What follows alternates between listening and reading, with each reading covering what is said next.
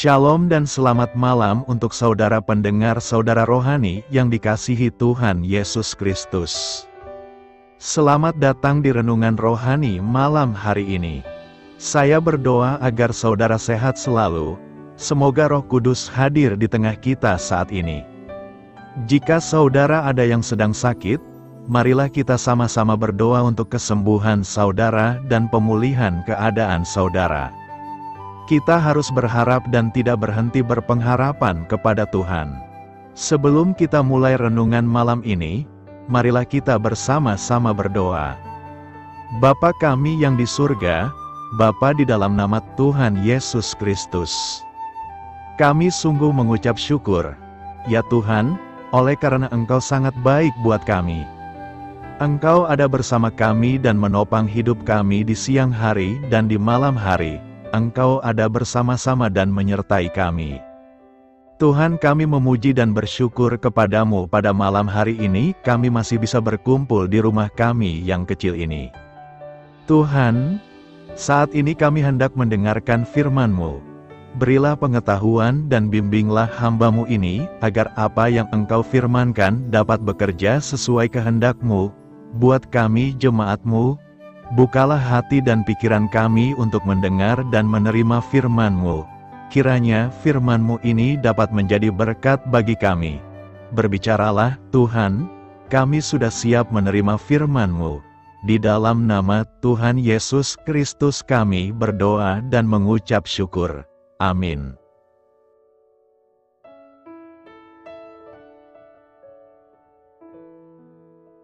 Sahabat saudara rohani, pembacaan ayat emas Alkitab renungan kita malam hari ini. Nats pilihan kita adalah, dari mulut yang satu keluar berkat dan kutuk. Hal ini, saudara-saudaraku, tidak boleh demikian terjadi. Tertulis dalam kitab Yakobus 3 ayat 10, kata kunci renungan pada malam ini adalah menjaga kata-kata. Dan bacaan kita pada malam ini terambil dari kitab Yakobus 3 ayat 1 sampai dengan ayat 12. Saudara-saudaraku, janganlah banyak orang di antara kamu mau menjadi guru, sebab kita tahu bahwa sebagai guru kita akan dihakimi menurut ukuran yang lebih berat, sebab kita semua bersalah dalam banyak hal. Barang siapa tidak bersalah dalam perkataannya, ia adalah orang sempurna, yang dapat juga mengendalikan seluruh tubuhnya. Kita mengenakan kekang pada mulut kuda, sehingga ia menuruti kehendak kita. Dengan jalan demikian kita dapat juga mengendalikan seluruh tubuhnya. Dan lihat saja kapal-kapal, walaupun amat besar dan digerakkan oleh angin keras, namun dapat dikendalikan oleh kemudi yang amat kecil menurut kehendak jurumudi. Demikian juga lidah. Walaupun suatu anggota kecil dari tubuh, namun dapat memegahkan perkara-perkara yang besar. Lihatlah, betapapun kecilnya api, ia dapat membakar hutan yang besar. Lidah pun adalah api, ia merupakan suatu dunia kejahatan dan mengambil tempat di antara anggota-anggota tubuh kita sebagai sesuatu yang dapat menodai seluruh tubuh dan menyalakan roda kehidupan kita, sedang ia sendiri dinyalakan oleh api neraka. Semua jenis binatang liar, burung-burung, serta binatang-binatang menjalar dan binatang-binatang laut dapat dijinakkan dan telah dijinakkan oleh sifat manusia. Tetapi tidak seorang pun yang berkuasa menjinakkan lidah. Ia adalah sesuatu yang buas, yang tak terkuasai, dan penuh racun yang mematikan. Dengan lidah kita memuji Tuhan, Bapa kita, dan dengan lidah kita mengutuk manusia yang diciptakan menurut rupa Allah. Dari mulut yang satu keluar berkat dan kutuk. Hal ini, saudara-saudaraku, tidak boleh demikian terjadi. Adakah sumber memancarkan air tawar dan air pahit dari mata air yang sama? Saudara-saudaraku, adakah pohon ara dapat menghasilkan buah zaitun dan adakah pokok anggur dapat menghasilkan buah ara? Demikian juga mata air asin tidak dapat mengeluarkan air tawar. Terambil dari kitab Yakobus 3 ayat 1 sampai dengan ayat 12. Topik dari ayat emas renungan kita adalah, setiap kali Anda berbicara benak Anda sedang dipertontonkan. Mari kita mulai renungan malam kita Saya sangat memerhatikan tata bahasa yang baik. Sebagai seorang penulis dan mantan guru bahasa, saya merasa terganggu saat mendengar seseorang memakai kata yang salah. Padahal saya rasa ia seharusnya tahu mana yang benar. Sebagai contoh, penggunaan kata kami atau kita, atau penggunaan kata daripada dan dari. Kita sudah memiliki kaidah penggunaan bahasa yang tepat, sehingga kuping saya geli saat mendengar kata-kata yang melanggar kaidah. Ada penggunaan kata lain yang salah kaprah, dan ini jauh lebih parah. Ini terjadi ketika kata yang diucapkan orang Kristiani tidak sesuai dengan standar yang diharapkan Allah. Setiap kali kita mengucapkan kata-kata kasar, kotor, atau jorok, berarti kita melanggar kaidah Allah yang jelas. Apabila kita menyebut nama Allah dalam bentuk apapun secara tidak hormat atau dengan cara yang tidak memuliakannya, berarti kita mendukakan Dia. Jika kita membuat lelucon mengenai perbuatan dosa, berarti kita telah mengucapkan kata-kata yang tidak seharusnya. Atau jika kita terlibat dalam percakapan yang tidak pantas, berarti kita telah mempermalukan nama Kristus. Yakobus berkata, dari mulut yang satu keluar berkat dan kutuk. Hal ini, saudara-saudaraku, tidak boleh demikian terjadi. Cara bicara seperti ini adalah suatu kemunafikan. Mengendalikan lidah kita memang hal yang sulit karena lidah adalah sesuatu yang buas. Karena itu, demi kemuliaan Allah dan dengan menghormati kaidahnya, marilah kita menjaga ucapan kita. Hikmat yang dari atas. Tema ini menarik kita ulas sebab minimal ada dua sumber hikmat yang kita kenal, yakni hikmat yang datang dari atas dan hikmat yang datangnya dari dunia. Hikmat yang dari atas adalah hikmat yang didahului dengan kemurnian, tidak tercampur. Jadi jika kita melayani dengan kemurnian, maka hasilnya adalah seperti buah yang baik, buah yang berkenan. Sebaliknya, hikmat yang dari dunia adalah hikmat yang ditandai dengan iri hati dan kepentingan diri sendiri. Jika hikmat yang dari atas disebut buah yang baik, maka hikmat yang dari dunia disebut buah yang busuk. Ini jelas buah yang tidak menyukakan hati Tuhan. Hikmat yang dari atas berasal dari Tuhan yang terdiri dari kebenaran yang ditaburkan dalam damai, untuk kita supaya hidup dalam damai. Jika kita ingin mendapatkan hikmat dari atas, maka haruslah kita menerima Kristus yang disalibkan, satu pelayanan yang patut kita teladani, pelayanan yang murni dan menimbulkan perdamaian antara kita dengan Allah. Hikmat, dalam Kamus Besar Bahasa Indonesia, berarti kebijakan, kearifan dan kesaktian. Kebijakan berasal dari kata bijak yang berarti selalu menggunakan akal budi, cerdik dan pandai. Kebijakan artinya kebijaksanaan, kepandaian dan kemahiran. Kearifan diartikan kecendikiaan, kecerdikan dan kepandaian dan kebijaksanaan. Sedangkan sejati berarti sebenarnya tulen, murni, asli, tidak ada campuran. Secara leksikal, hikmat sejati adalah kebijaksanaan, kecerdikan, kepandaian dan kearifan yang murni dan sebenarnya. Secara alkitabiah, kita menemukan pernyataan dalam kitab Mazmur 111 ayat 10 berkata, yang menyatakan bahwa, permulaan hikmat adalah takut akan Tuhan, semua orang yang melakukannya berakal budi yang baik. Puji-pujian kepadanya tetap untuk selamanya. Sedangkan dalam kitab Amsal 9 ayat 10 berkata, dinyatakan bahwa, permulaan hikmat adalah takut akan Tuhan, dan mengenal Yang Maha Kudus adalah pengertian. Sekarang, marilah kita pelajari firman Tuhan yang kita renungkan kali ini.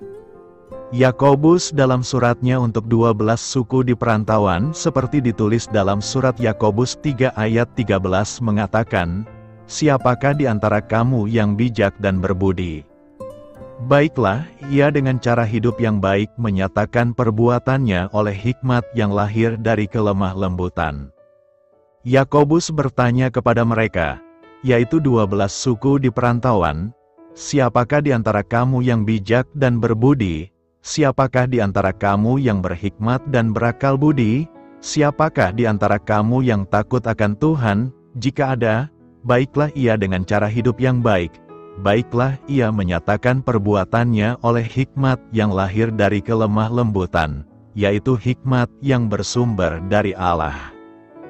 Dalam Yakobus 3 ayat 14 berkata, Ia, Yakobus, mengingatkan mereka dan kita, jika kamu menaruh perasaan iri hati dan kamu mementingkan diri sendiri, janganlah kamu memegahkan diri dan janganlah berdusta melawan kebenaran.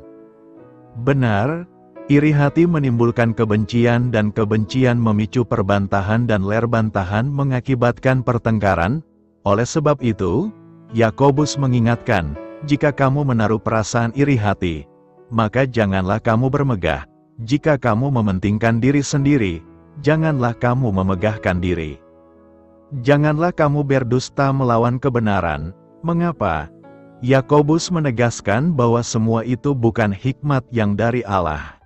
Beginilah firman Tuhan dalam Yakobus 3 ayat 15 berkata, Itu bukanlah hikmat yang datang dari atas, tetapi dari dunia, dari nafsu manusia, dari setan-setan. Karena hal yang demikian itu, menurut Yakobus, berasal dari dunia. Segala sesuatu yang dari dunia didorong oleh hawa nafsu manusia dan setan. Segala hawa nafsu manusia dan setan berujung pada kejahatan dan kebinasaan. Kemudian, Yakobus juga menyatakan bahwa iri hati dan mementingkan diri sendiri akan mengakibatkan kekacauan dan kejahatan. Alkitab mengatakan dalam Yakobus 3 ayat 16 berkata, Sebab di mana ada iri hati dan mementingkan diri sendiri, di situ ada kekacauan dan segala macam perbuatan jahat. Pertanyaan kita sekarang adalah apa yang hendak kita pelajari dari perikop khotbah ini? Pertama, kita belajar tentang hikmat dari dunia, nafsu manusia, setan-setan. Mula-mula hikmat ini bekerja dalam hati. Hal ini seharusnya bisa terlihat dari ayat 14. Tetapi, ayat 14 dalam terjemahan NIV disebutkan, But if you harbor bitter envy and selfish ambition in your hearts. Tetapi jika kamu mempunyai iri hati yang pahit dan ambisi yang egois di dalam hatimu. Hikmat manusia akan menimbulkan beberapa hal dalam hati manusia, yakni, iri hati. Iri hati ini mewujudkan diri dalam ketidaksenangan melihat orang lain diberkati. Dalam 1 Korintus 13 ayat 4 dikatakan bahwa, kasih itu, tidak cemburu. Jadi jelas bahwa iri hati merupakan sesuatu yang bertentangan dengan kasih. Kalau ada kasih, kita tidak akan iri hati, dan sebaliknya kalau ada iri hati maka di sana tidak ada kasih. Dalam gereja, seharusnya sikap yang benar adalah seperti yang dikatakan Paulus dalam 1 Korintus 12 ayat 26 berkata, yaitu kalau seorang menderita, maka semua ikut menderita, tetapi kalau seorang diberkati, semua bersukacita. Bukannya iri hati atau tidak senang. Orang Kristen sering iri hati melihat saudara seimannya mendapat rumah baru, mobil, pekerjaan yang tinggi gajinya, pacar yang cantik. Bahwa iri hati adalah sesuatu yang tidak bisa diremehkan atau dibiarkan, terlihat dari pembunuhan yang dilakukan oleh Kain terhadap Habel, yang asal mulanya adalah iri hati. Karena itu, kalau saudara sering iri hati, sadarilah bahwa itu ditimbulkan dalam hati saudara oleh hikmat dari setan, dan bertobatlah, mintalah Tuhan mengampuni dosa itu, dan bahkan menyucikan diri saudara dari dosa itu. Mementingkan diri sendiri, ini adalah sikap masa bodoh terhadap orang lain, yang penting diri sendiri enak dan benar. Ini bisa mewujudkan diri dalam hal jasmani, misalnya pada waktu makan bersama kita mengambil makanan yang enak sebanyak-banyaknya tanpa memikirkan orang lain. Tetapi ini juga bisa mewujudkan diri dalam hal rohani, misalnya kalau kita hanya memperhatikan kerohanian diri kita sendiri. Yang penting saya rajin berbakti, belajar firman Tuhan, bersaat teduh, melayani. Apakah orang Kristen yang lain membolos dari kebaktian, menjadi suamatau mundur, jatuh ke dalam dosa, itu bukan urusan saya. Menimbulkan kekacauan dan segala macam perbuatan jahat. Jika kedua iri dan mementingkan diri sendiri hal tadi terus-menerus bercokol di dalam hati kita, maka hidup kita akan menimbulkan kekacauan dan melakukan segala macam perbuatan jahat. Dosa dalam hati pasti akan memanifestasikan diri keluar menjadi dosa yang kelihatan. Contoh, kalau kasih kita kepada Tuhan menjadi pudar, maka mungkin mula-mula kita masih bisa mempertahankan aktivitas rohani kita seperti biasa, sehingga semua itu tidak terlihat. Tetapi lambat atau cepat, aktivitas rohani kita akan terpengaruh. Misalnya menjadi malas berdoa, malas mendengar firman Tuhan, segan dalam melayani. Mungkin juga dosa-dosa yang sudah saudara tinggalkan akan kembali lagi, dan hal-hal duniawi menjadi makin penting atau berharga bagi saudara. Dosa yang satu selalu menarik pada dosa yang lain. Setan sering mengajak kita untuk berbuat dosa dengan kata-kata, "Satu kali ini saja." Mengapa?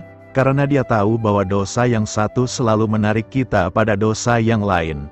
Karena itu dalam Efesus 4 ayat 27 Paulus berkata, "Janganlah beri kesempatan kepada iblis. Kalau saudara memberi setan kesempatan atau tempat berpijak, ia pasti akan menuntut kesempatan yang lain atau tempat berpijak yang lebih luas, sampai saudara dikuasai dan dibinasakannya." Kedua, kita belajar tentang hikmat dari atas. Ada beberapa ciri dari orang yang mempunyai hikmat dari atas. Murni berarti tidak ada campuran kotoran. Campuran kotoran itu bisa merupakan motivasi yang salah, atau ketidakbenaran. Dalam ayat 17 itu dikatakan pertama-tama murni, dan ini menunjukkan bahwa tanpa kemurnian, hal-hal yang lain di bawah ini tidak akan terjadi. Pendamai, ini menunjuk pada orang yang tak senang mencari gara-gara atau permusuhan, tak senang membalas kejahatan dengan kejahatan, tak senang mengadu domba, tetapi sebaliknya senang mendamaikan. Tetapi perlu diingat bahwa pendamai ini bukannya orang yang lebih senang kompromi daripada gegeran, pada saat di mana gegeran itu sebetulnya dibutuhkan. Misalnya pada saat kita melihat ada korupsi atau pengajaran sesat dalam gereja. Ingat bahwa yang dinomorsatukan adalah murni, dan karena itu, dalam mempertahankan kemurnian itu bisa saja kita terpaksa harus mengorbankan perdamaian. Pada waktu Martin Luther melihat adanya begitu banyak ajaran dan praktik yang salah dari gereja Roma Katolik pada saat itu, apakah ia tetap memelihara perdamaian?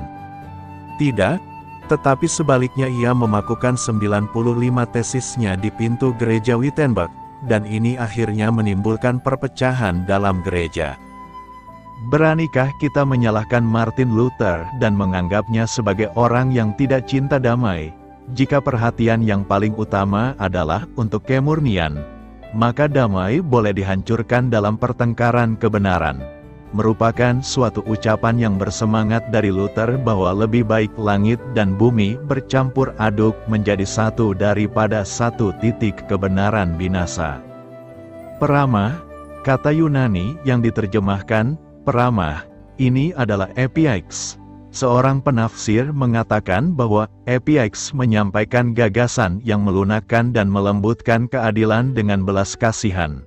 Contoh, sikap Yesus dalam Lukas 23 ayat 34. Sebetulnya kalau Yesus mau bersikap adil, ia bisa saja langsung menghukum semua orang yang saat itu menyalibkan dirinya. Tetapi ia berbelas kasihan kepada mereka. Dan karena itu ia berdoa supaya Bapa mengampuni mereka. Penurut bisa diartikan juga dengan bersifat tunduk. Ini menunjuk pada ketundukan kepada Tuhan, kepada kebenaran firman Tuhan, dan kepada orang yang Tuhan tempatkan di atas kita, seperti orang tua, suami, pemerintah, guru. Ini juga menunjuk kepada orang yang tidak keras kepala, yang mau mengubah pendiriannya karena nasihat orang lain. Penuh belas kasihan dan buah-buah yang baik. Belas kasihan tidak boleh hanya dinyatakan dalam perasaan saja, tetapi harus dinyatakan dengan tindakan praktis, yaitu menolong orang yang dikasihani itu. Tidak memihak, ini berarti bahwa orang itu selalu bersikap adil, baik terhadap bawahan, pegawai, anak. Tidak munafik, artinya, tidak bermuka dua, tidak suka bersandiwara. Rendah hati, kerendahan hati datang dari hikmat, atau dengan kata lain, hikmat ini menimbulkan kerendahan hati. Bagaimanakah cara kita untuk mendapatkan hikmat yang dari atas itu? Ada beberapa hal yang harus kita lakukan agar kita memperoleh hikmat yang dari atas itu, yakni: pertama, kita harus belajar firman Tuhan. Dalam ayat 13a disebutkan, siapakah di antara kamu yang bijak dan berbudi? Orang yang mempunyai banyak pengetahuan firman Tuhan belum tentu bijak, tetapi orang tidak bisa bijak kalau tidak mempunyai pengetahuan firman Tuhan. Karena itu maulah kita belajar firman Tuhan, dan maulah berkorban waktu, tenaga, pikiran, bahkan uang untuk bisa belajar firman Tuhan. Memang kalau saudara sudah banyak belajar dan mengerti firman Tuhan, maka pada waktu kita belajar, kita tidak bisa mendapatkan sebanyak seperti pada waktu kita masih belum mengerti apa-apa. Tetapi justru di sini ketekunan kita dalam belajar firman Tuhan sangat dibutuhkan. Kedua, kita harus meminta hikmat dari Tuhan. Tuhan berjanji bahwa kalau kita kekurangan hikmat, dan kita memintanya kepada Tuhan dengan iman, Ia pasti akan memberikannya kepada kita. Pernahkah kita berdoa untuk meminta hikmat? Ketiga, kita harus menjaga hati kita masing-masing. Kalau kita sudah mempunyai hikmat dari atas, jangan mengira bahwa setan tidak akan terus-menerus berusaha untuk memasukkan hikmatnya iri hati, egoisme ke dalam hati kita. Karena itu kita harus selalu menjaga kebersihan hati kita. Mengendalikan lidah, Yakobus 3 ayat 9 berkata, dengan lidah kita memuji Tuhan, dan Bapa kita, dengan lidah juga kita mengutuk manusia yang diciptakan menurut rupa Allah. Mengendalikan lidah adalah penting karena lidah adalah alat komunikasi yang sangat kuat dan memiliki potensi untuk memberikan dampak besar, baik positif maupun negatif, dalam kehidupan kita dan dalam hubungan sosial. Penulis kitab Yakobus 3 ayat 9 membenarkan itu. Yakobus mengingatkan kita tentang pentingnya mengendalikan perkataan dan perlakuan kita dalam konteks kehidupan beriman. Menurut Yakobus, kita perlu mengendalikan lidah kita agar tidak salah menggunakannya. Lidah itu jika kita gunakan baik, maka hasilnya akan baik bagi kita dan orang lain. Sebaliknya jika kita gunakan salah, maka akan membawa bahaya dan malapetaka bagi kita dan orang lain. Itu sebabnya Yakobus menjelaskan bagaimana mengendalikan lidah itu, yakni: pertama, kendalikanlah lidah untuk memuji Tuhan. Lidah kita harus kita kendalikan untuk memuji Tuhan. Bagian pertama dari ayat ini mengacu pada tindakan memuji Tuhan dan Bapa kita dengan lidah. Ini adalah pengingat kepada pembaca tentang pentingnya menyatakan pujian, berdoa, dan berbicara yang bersih dan benar dalam konteks ibadah dan hubungan dengan Allah. Pemujian kepada Allah adalah tindakan suci dan baik. Kedua, kendalikanlah lidah untuk meningkatkan komunikasi yang efektif. Mengendalikan lidah membantu kita berbicara dengan lebih bijak, jelas, dan efektif. Ini memungkinkan kita untuk lebih baik dalam menyampaikan pesan kita dan untuk lebih baik dalam memahami orang lain. Ketiga, kendalikanlah lidah untuk meningkatkan hubungan. Mengendalikan lidah membantu kita membangun hubungan yang lebih sehat dan harmonis. Ketika kita berbicara dengan penuh kasih sayang dan penghormatan, kita dapat memperkuat ikatan dengan orang lain dan membangun kepercayaan. Keempat, kendalikanlah lidah untuk tidak mengutuk manusia. Seringkali kita menggunakan lidah untuk mengutuk atau mencela manusia yang diciptakan menurut rupa Allah. Ini adalah peringatan tentang bahaya berbicara dengan buruk, menghina, atau mencaci maki orang lain. Penulis Yakobus ingin menggarisbawahi bahwa perilaku ini tidak sesuai dengan tindakan pemujaan kepada Tuhan. Dalam berbagai tradisi agama, dosa lidah sering dianggap serius. Mengendalikan lidah adalah langkah penting dalam menjauhi dosa-dosa seperti fitnah, gosip, mengutuk, dan perkataan kasar. Apa yang perlu direnungkan dari nas hari ini? Ada beberapa hal yang dapat direnungkan dari ayat ini, yakni: pertama, perlu pengendalian diri dalam berbicara. Ayat ini mengingatkan kita tentang kekuatan dan pengaruh kata-kata kita. Lidah adalah alat yang sangat kuat, dan kita harus berusaha mengendalikannya. Kita harus mempertimbangkan apa yang kita katakan, terutama dalam konteks ibadah dan dalam berinteraksi dengan sesama manusia. Kedua, pentingnya penghormatan terhadap Allah. Memuji Tuhan adalah tindakan suci dan baik. Ayat ini mengingatkan kita untuk memperhatikan kualitas dan kehormatan perkataan kita saat kita berdoa dan memuji Allah. Ini merupakan bagian penting dari kehidupan beriman yang benar. Ketiga, pentingnya menghormati martabat manusia. Ayat ini juga menyoroti pentingnya menghormati martabat manusia. Mengutuk atau mencela sesama manusia dengan lidah kita adalah tindakan yang tidak pantas. Semua orang diciptakan menurut rupa Allah, dan kita harus berbicara dengan kasih, hormat, dan kebaikan kepada mereka. Inti dari renungan dari ayat ini adalah pentingnya keselarasan antara iman dan tindakan sehari-hari kita, terutama dalam hal berbicara. Karena itu, kita harus berusaha untuk menghormati Tuhan dan sesama manusia dalam semua aspek perkataan dan tindakan kita. Apa artinya guru akan dihakimi dengan lebih ketat? Yakobus 3 ayat 1 mengatakan, "Saudara-saudaraku seiman, jangan banyak di antara kamu yang menjadi guru, karena kamu tahu bahwa kami yang mengajar akan diadili dengan lebih berat." Ayat ini diapit di antara instruksi Yakobus tentang jenis iman yang menghasilkan perbuatan baik dan peringatannya tentang perkataan kita. Jadi kita harus melihatnya dalam konteks tersebut. Mereka yang mendambakan kepemimpinan di dalam gereja mempunyai standar yang lebih tinggi dibandingkan orang percaya lainnya karena besarnya pengaruh yang dimiliki oleh para guru. Perbuatan dan perkataan mereka lebih berbobot dibandingkan mereka yang tidak mengajar. Jika guru terjatuh, mereka dapat membawa banyak orang. Oleh karena itu, Tuhan akan menilai para pengajar firman berdasarkan dampak yang mereka berikan terhadap orang-orang yang ingin mereka pimpin. 1 Timotius 3 ayat 2 sampai ayat 10 memberikan lebih banyak pencerahan mengenai pengharapan Allah terhadap mereka yang akan memimpin dengan mengajar. Bagian itu memberikan daftar kualifikasi itu harus dimiliki para penatua sebelum dipercayakan untuk mengurus gereja Tuhan. Salah satu kualifikasinya adalah dia mampu mengajar, yang lebih tua adalah guru. Dan Tuhan berkata bahwa mereka akan dihakimi dengan lebih ketat karena beratnya tanggung jawab mereka. Pahala di masa depan guru-guru palsu.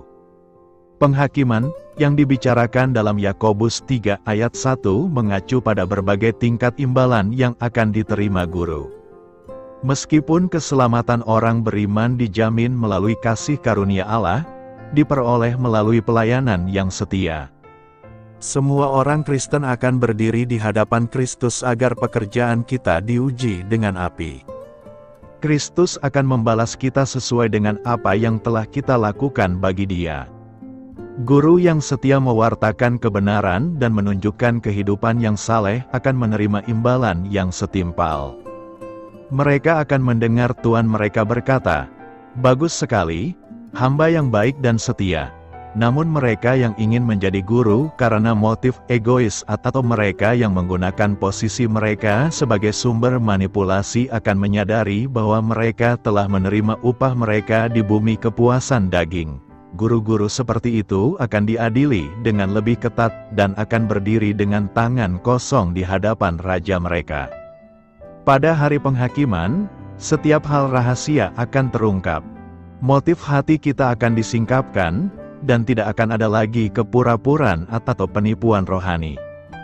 Pengajar firman akan diadili dengan lebih ketat. Mereka yang tidak setia dalam panggilannya dan menyesatkan orang lain akan terungkap. Sayangnya, Banyak dari guru-guru tersebut yang ditemukan tersesat. Hasrat mereka akan pengaruh dan kekuasaan memotivasi mereka untuk berpura-pura menjadi pendeta dan pengajar Alkitab, namun pada saat yang sama menyangkal Kristus yang mereka bicarakan. Paulus berbicara tentang yang memandang kesalehan sebagai sumber keuntungan. Penghakiman mereka akan lebih keras karena orang-orang yang mereka sesatkan. Banyak dari guru-guru palsu ini memenuhi siaran radio, menyebarkan kebohongan dan memamerkan gaya hidup yang tidak saleh dan egois. Mereka sebaiknya mencermati Yakobus 3 ayat 1, untuk memajukan kerajaannya. Guru harus secara sukarela mempertahankan standar yang lebih tinggi, mengetahui bahwa mereka akan dinilai dengan lebih ketat. Guru hendaknya mengikuti nasihat Galatia 5 ayat 13, yang mengatakan, melayani satu sama lain dengan kasih. Guru yang setia rela melepaskan hak-hak pribadinya di wilayah abu-abu, demi memisahkan diri dari segala hal yang meragukan. Jika kita tidak bersedia membatasi kebebasan kita karena kasih terhadap mereka yang kita ajar, kita mungkin tidak siap mengambil peran sebagai guru.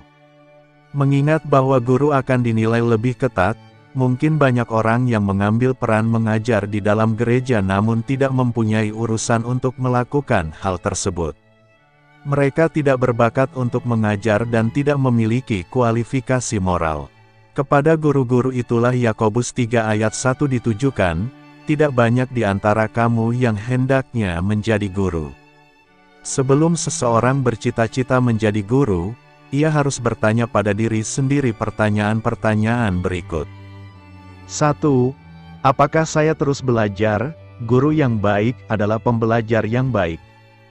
Mereka yang memiliki karunia mengajar juga senang untuk terus belajar.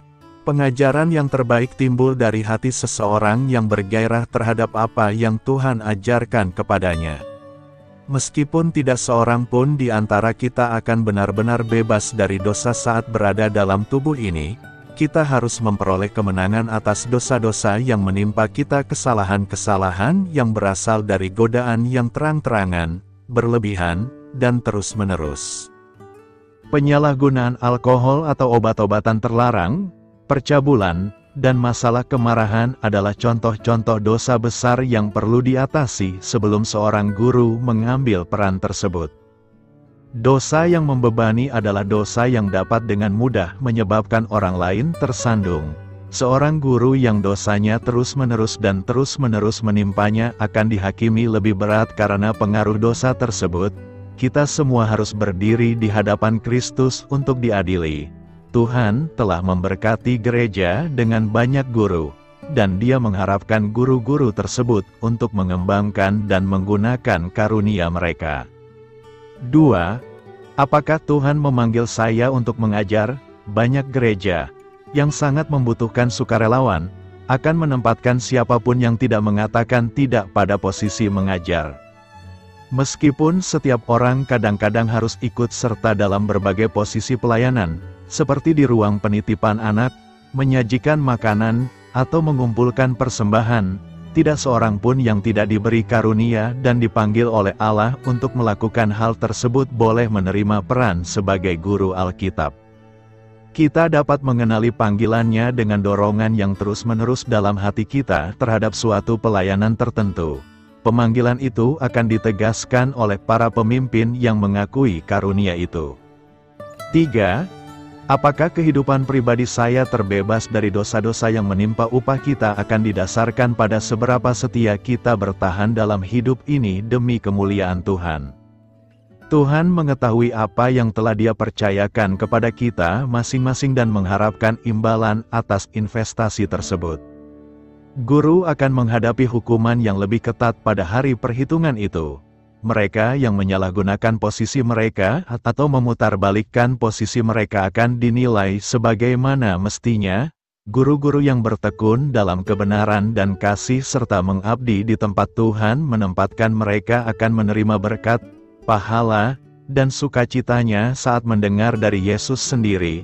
Bagus sekali, hamba yang baik dan setia, datang dan bagikan kebahagiaan Tuanmu. Menjinakkan lidah mengapa begitu sulit? Konsep menjinakkan lidah ditemukan dalam Yakobus 3 di mana Allah menyatakan, melalui Rasul Yakobus, bahwa tidak seorang pun dapat menjinakkan lidah.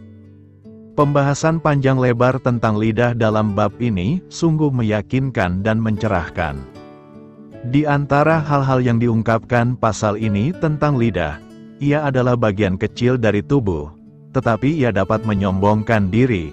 Itu adalah api dan dunia kejahatan yang menajiskan manusia seutuhnya. Ia dibakar oleh neraka, dan itu adalah kejahatan yang tidak dapat dikendalikan dan penuh dengan racun yang mematikan. Kalau begitu, apakah mengherankan jika Allah menyatakan bahwa menjinakkan lidah itu mustahil? Ketika Adam berdosa, Allah memperhitungkan dosa itu kepada umat manusia. Jadi, percaya atau tidak, setiap manusia dilahirkan dengan hati yang jahat dan sifat dosa yang jahat. Yang tersembunyi di dalam diri kita masing-masing adalah kebencian, kepahitan, iri hati, dan kesombongan yang berbeda-beda, dan lidah menangkap kecenderungan-kecenderungan ini dan kecenderungan-kecenderungan merusak lainnya dan menyerang, seringkali dengan dorongan dari setan. Kita melihat hal ini setiap hari di antara orang asing, sahabat, saudara kandung, dan, yang terburuk, di antara suami dan istri, orang-orang yang, selain kasih mereka kepada Tuhan Yesus, seharusnya mempunyai kasih yang paling besar terhadap satu sama lain. Lalu apa yang harus dilakukan untuk menjinakkan lidah? Jika Tuhan telah menyatakan bahwa tidak seorang pun dapat menjinakkan lidah, bagaimana kita dapat mulai melakukannya? Meskipun banyak orang yang berhenti merokok atau minum minuman keras karena kemauan manusia, masalah hati dan lidah tidak dapat diselesaikan dengan kemauan manusia. Dibutuhkan kuasa Kristus yang telah bangkit di dalam diri kita untuk mengendalikan lidah, dan kuasa itu hanya tersedia bagi mereka yang menyerahkan hidup mereka kepadanya.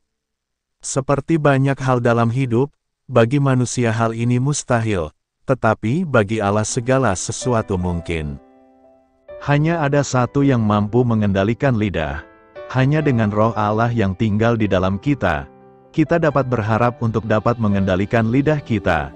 Dia menginsafkan kita ketika kita berdosa dengan bibir kita, dan keyakinan itu mendorong kita untuk bertobat dan berdoa agar lebih dipenuhi Roh sehingga kita dapat menghindari dosa lebih lanjut. Saat kita berpegang teguh padanya dan berserah diri kepadanya dalam ketaatan, Dia semakin mengendalikan kita, termasuk lidah kita. Beritakanlah Injil kepada segala makhluk, hormatilah semua orang. Selamat beristirahat malam dalam kasih setia Tuhan. Doa saya menyertai saudara sekalian. Mari bertumbuh dalam iman bersama saudara rohani. Saya memberkati Anda agar sewaktu Anda mencarinya dari Dia, Bapa Surgawi Anda akan memberikan bagi Anda roti harian Anda, dalam nama Yesus Kristus. Tuhan yang berkuasa atas alam semesta dan menuntun kita kepada iman yang menyelamatkan. Tuhan Yesus menyertai senantiasa. Terima kasih sudah berkenan mendengarkan renungan malam saudara rohani. Tuhan memberkati. Amin.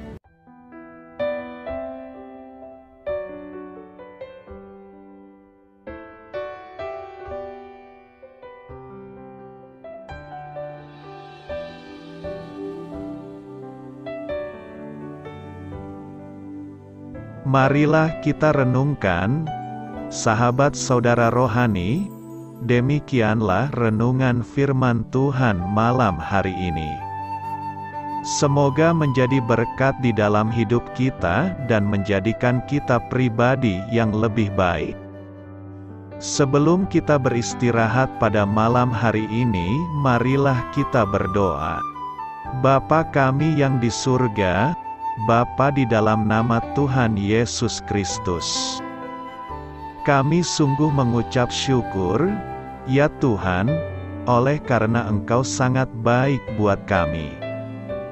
Engkau ada bersama kami dan menopang hidup kami di siang hari dan di malam hari.